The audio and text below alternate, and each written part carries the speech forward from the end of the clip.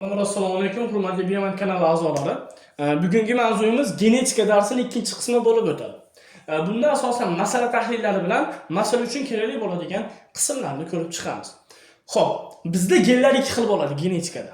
Dominant genlar va resessiv genlar. O'zi gen nima edi? Genni bir qator eslab olamiz. Gen bu bamisoli taksi. Ya'ni ma'lum bir belgini nasldan naslga o'tishini ta'minlab beruvchi bitta taksicha. Ya'ni biz ham taksi bir manzildan ikkinchi manzilga boradi-yu. Bundan xuddi shunaqa gen ma'lum bir belgini bitta avloddan ikkinchi avlodga o'tishini ta'minlab beradi. Va mana shu gen deb nomlanadi. Va bizda mana shu genlar ikki xil holatda bo'ladi. Dominant genlar va resessiv genlar. Dominant genlar o'z nomidan ma'lum bu kuchli genlar. Resessiv genlar nomidan ma'lum kuchsiz genlar. Ya'ni dominant bor joyda resessiv xo'p aka deb turib indamay turadi. Bu yerda dominant bu yerda doimiy ravishda ustunlik qiladi va bu kuchli gen deb nomlanadi. Biz ikkalasini qanday farqlaymiz? Dominant genlar doim lotin alifbosini bosma harflarida katta harfda belgilanadi. Resessiv genlar bo'ladigan bo'lsa, kichkina harfda belgilanadi. Va mana shu katta harflar doimo dominant, kichkina harflar esa doimo resessiv hisoblanadi. Bizda mana qanday holat bor, ya'ni katta, kichkina, ya'ni ikkala narsaning birga kelib qolgan holat bizda heterozigota holat deyiladi. Endi buni bitta misol qilib ko'rsataylik. A geni o'simliklarda ko'k bo'lishini ta'minlaydi. Kichkina A geni bo'ladigan bo'lsa, yashilligini ta'minlab beradi. Ikkalasi birga keldi. Bu avlod qanaqa rang bo'ladi? O'ylanglar. A geni dominantmi? Demak, bo'ldi, bu ko'k rang. Dominant bor joyda resessiv xo'p aka deb turib xizmatini qiladi. Demak, o'ylashimiz kerakki, dominant bor joyda resessiv o'z belgisini namoyon qila olmaydi. Qachonki to'liq dominantlik bo'lsa. Mana shu gapimni yaxshilab eslab qoling. Endi genlar ham ikki xil bo'linadi. Ikkiga bo'linadi. Allergenlar va noallergenlar. Allergenlarni oladigan bo'lsa, bir-biriga qarindosh, ya'ni bir-biri bilan bitta yaqin, aka-uka desak bo'ladi. Noallergenlarda bo'ladigan bo'lsa, u amakivachcha, xolavachcha va hokazolar. Qarindosh, lekin uzoq qarindosh. Shuni hisobiga noallergenlar alifbon har xil harflari bilan, allergenlar esa bir xil harf bilan belgilanadi. Misol uchun, allergen A bilan kichkina a, misol uchun katta A bilan kichkina a geni bir-biriga alle, mo aka, mo uka. Endi noallergen bo'ladigan bo'lsa, katta B. Katta bu bittantasini opasini o'g'li deydigan bo'lsak, bu kichkina katta B bo'ladigan bo'lsa, bu akasini o'g'li. Ya'ni bir-biriga uzoq qarindosh.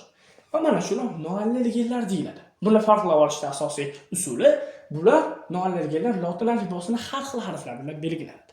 Sababi bizda genetikada bitta harf, bitta gen degan. Endi mana shu genlarning o'zaro ta'siri ikki xil bo'ladi. Allergenlar va noallergenlarning o'zaro ta'siri bor. Allergenlarning o'zaro ta'siri to'rtga bo'linadi. To'liq dominantlik, chala dominantlik, ko'p allergik va kodominantlikka bo'linadi. Noallergenlarning o'zaro ta'siri komplementar, epistas, polimer. Bularning nomini voy qiyin ekan deb o'ylamanglar. Bu asosan ajratib olishimiz uchun. Bularni masala qismida o'rgana olsak, u puxtalashib ketadi. Endi to'liq dominantlik aytganimda, dominant bor joyda resessiv degan ovozini ham chiqarib edi. Jim turadi. Ya'ni dominantlik to'liq ustunlik qiladi. Lekin chala dominantlikka kelganda esa, mana bu resessivani o'zini duxini ko'rsatadi. Ey, sen faqat men ustundan aningdan qila olmaysan, mendan belgi bor va inson, men ham jicha fikrim inobatga ol dedi. Ha bo'ldi deydi. Ikkalasida ham belgilar ustunlik qiladi. Bunda dominantlik to'liq dominantlik qila olmaydi. Qisman dominantlik qiladi. Lekin resessiv genim o'zini ta'sirini ko'rsatib turadi. Va mana shu chala dominantlik deyiladi. To'liq dominantlikda resessiv indamay turadi. Ko'paylikda bir narsa allerlar mana bu kodominantlikda esa hattoki resessivlar uchun ham alohida oqsil sintezlanadi. Bu endi juda hozir tushuntirib beradigan bo'lsam, ancha chuqurlashib ketib qoladi. Uni asosan masala qismlarida birma-bir tushuntirib o'taman. Noallergenlarning o'zaro ta'siri komplementar, epistas, polimer. Komplementar rissinalish qanaqa? Komplementar rissinalishda oladigan bo'lsak, bir nechta gen birgalikda kelishib oladi va ma'lum bir belgini yuzaga chiqaradi. Ya'ni A geni bilan B geni kechga birga bo'laylik. Mana bitta belgi bor ekan, birga yuzaga chiqaramiz dedi. Bo'ldi deydi, 5 ta chiqadi. Keyin mana shu ikkalasi birga bo'lib, bitta belgini yuzaga chiqaradi. Endi epistasda bo'ladigan bo'lsa, mana yerda dominant turadi. Dominant deydi. Men ingibitorgaman, sen ham ustundan ustunlik qila olaman deydi. Ingibitorga dominantni ham, resessivni ham ustundan ustunlik qilib, o'zini belgisini namoyon qiladi. Ya'ni eng kuchlilardan bittasi epistazda inhibitor gen bor. Inhibitor bor joyda dominant ham resessiv va unini chiqarmasa indamay xo'p deb turadi. Polimer irsilanishda bu organizmdan sifat jihatdan, miqdor jihatdan irsilanish hisoblanadi. Buni asosan nazariy qismda o'qib olsangiz aniqroq tushunarli bo'ladi. Xo'p, to'liq dominantlik bilan chala dominantlikni misol sifatida ko'raylik. Misol uchun, atirgul o'simligida gulini rangini qizil bo'lishini katta A dominant geni ta'minlaydi. A gulini oq bo'lishini esa kichkina A resessiv geni ta'minlab beradi. Heterozigota organizmdan chachishtirilganda hosil bo'lgan avlodlarni gulini rangini aniqlaydi. Katta heterozigota holat. Ota, misol uchun, endi o'simliklarga nisbatan ota deyilmaydi. Endi qismi anaroq bo'lish uchun aytyapman-da. Ota avlod, ya'ni chang donasi bizda qizil rang, ya'ni qizil rang bo'lyapti. Va urug'cha, ya'ni onaniki ham bo'ladigan bo'lsa, ko'k qizil rang. Ota ham qizil, ona ham qizil. Lekin farzandlar orasida qanday ajralish yuz beradi? Qani ko'ramiz. Birga chachishtirdik. Bunda mana qanday holatda bo'ladi? Bitta gen bun bilan, bu esa bun bilan chachishadi. Ya'ni bir chekkadan sxematik kelyapti. Katta ageni bilan chachishganda ikkita katta kichkina bilan chachishganda katta kichkina. Mana bu kichkina katta agen bilan chachishtirilganda katta kichkina. Hech qachon kichkina katta qilib qo'ymaymiz. Sababi men yerda dominant bor. "Voy, qayerga ketyapsan? Men akangga yo'l bermaysanmi?" dedi. Uzra ketdi. Keyin kattaga yo'l ochib beradi. Endi kichkina kelganda mana qanday holat paydo bo'ladi. Demak, mana bu chattishtirish natijasida 4 ta avlod hosil bo'ldi. Birinchi avlod qizil, ikkinchi avlod qizil, uchinchi avlod qizil, to'rtinchi avlod oq. Bu to'liq dominantlik, ya'ni men katta A geni to'liq ustunlik qiladi, resessiv indamay turadi. Endi chala dominantlikda xuddi shu avlod, xuddi shu holat. Katta A geni, misol uchun ota qizil, ona qizil chattishtirish natijasida avlodlar qanaqa? Lekin bu chala dominantlik jiddiy o'zgaradi. Qaranglar. Birinchi avlod qizil, ikkinchi bilan uchinchi avlod pushti, to'rtinchi avlod oq. Bizda men yerda ikkita avlod, ya'ni uchinchi bilan to'rtinchi avlod qizil bo'luvdi, lekin men yerda pushti bo'lib qolyapti. Nimaga? Sababi bu nomidan ma'lum chala dominantlik, ya'ni chala ustunlik qiladi. Bu yerda resessiv ham o'zini kuchini ko'rsatadi. Va men ham borman, men ham esingdan chiqarma deydi. Bo'ldi deydi. Ya'ni dominant aka to'liq duxni olib bera olmaydi. Shuni hisobiga kichkina A ham o'zini kuchini ko'rsata oladi. Shuni hisobiga ikkalasini ham me'yorini olinadi. Misol uchun, pushti rang qanaqa? Pushti qizil rang bilan solishtirganimizda qizilni ochroq. Oq bilan solishtirganimizda esa pushtini oqdan nisbatan to'qroq. Ya'ni ikkalasining ham o'rtasi. Uniki ham emas, buniki ham emas. Ikkalasining o'rtasi olinadi. Mana shu chala dominantlik deyiladi. Mana shu holatlar endi xudo xolasa bugungi video darsligimizda to'liq dominantlikka, chala dominantlikka oid sodda masaladan murakkab darajadagi masalalarni asta-sekin bir chekidan ko'rib chiqamiz. Qanday boshladik. Hurmatli o'quvchilar, mana biz genetika darsining masala qismiga yetib keldik. Endi sodda masaladan murakkab masalaga asta-sekin qadam-qadam o'tib boramiz. Xo'p, bizda eng sodda masalada nima tushishi mumkin?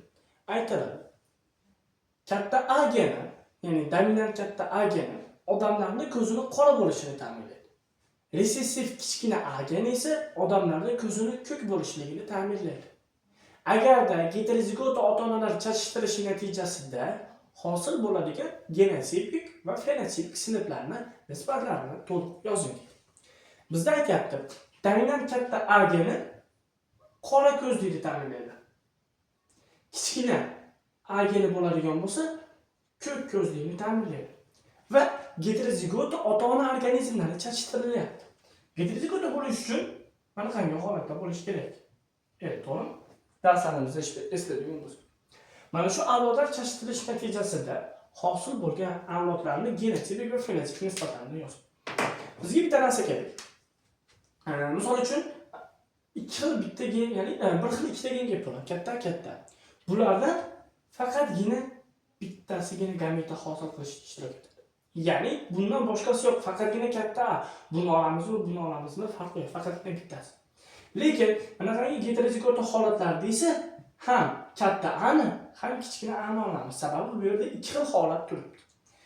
Xo'p, bizda ikkalasi ham heterozigota. Shuni hisobiga ham buni katta A'si ham tushadi va buni ham kichkina A'si ham tushadi. Ya'ni alohida qilib yozinglar, buni bo'lib olmanglar. Bu pennet uchun. Xo'p, endi buni ham yozamiz. Buni ham katta A'sini, ham kichkina A'sini yozamiz. Va pennetni mana shunaqangi holatda chizib olamiz. Mana shu pennet katakchalar deyiladi. Endi hosil bo'lgan a'lolarni yozamiz. Katta A, katta A. Katta A, kichkina A. Katta A, kichkina A, kichkina A, kichkina A. Ya'ni bu bilan buni qo'shamiz. Ikkita katta A. Bu bilan buni qo'shsak, bitta katta A, bitta kichkina A. Bu bilan buni qo'shadigan bo'lsak, katta A, kichkina. Hech qachon mana qilib yozib qo'ymanglar. Sababi biz aytib o'tganimizdek, bu dominant gen. Dominant gen doimo birinchi keladi. Hech qachon ukasi akasidan oldin to'rga chiqa olmaydi. Bu yerdan xuddi shunaqa akani hurmati borligi uchun keyin akasi to'rga chiqib turib mana qanday holat to'xtaladi. Tushundingmi? Va kichkina bilan kichkina akasi mana qanday holat yuzaga keladi. Endi bizda aytyapti genotipik, notipik va fenotipik sinflar. Biz nazariy ma'lumotlarni esga olaylik. Genotipik nisbat degani bu genlarning yig'indisi. Fenotipik nisbat degani bu belgi va xususiyatlarning yig'indisi deb qaragan edik. Endi genotipik nisbatda genlar. Misol uchun, mana yerda bitta gen bor, katta, katta. Qaraymiz, bunga o'xshagani bormi? Qaradik, yo'q ekan. Demak, bunaqadan bitta. Endi katta A kichkina A'ga qaradik. Bunaqadan nechta? Bunday qarasa maytdan bitta bor ekan. Ha, demak bu yerda katta A kichkina A'da ikkita ekan.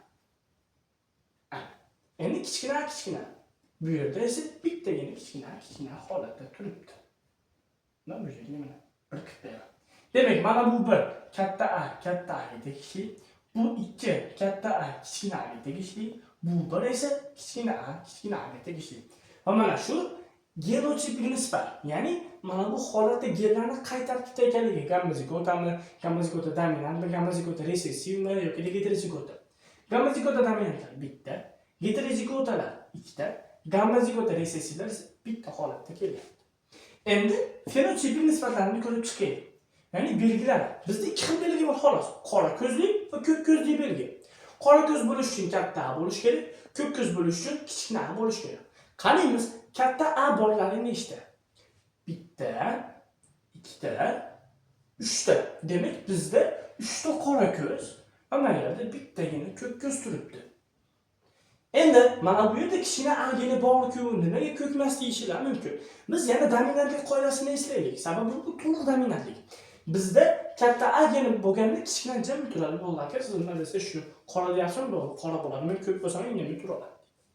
Ya'ni dominant doim ustunlik qilyapti buni ustida. Shuni hisobiga heterozigota holatda ham qora ko'zni namoyon qiladi. Chala dominantlik bo'ladigan bo'lsa bu holat o'zgarib ketishi mumkin.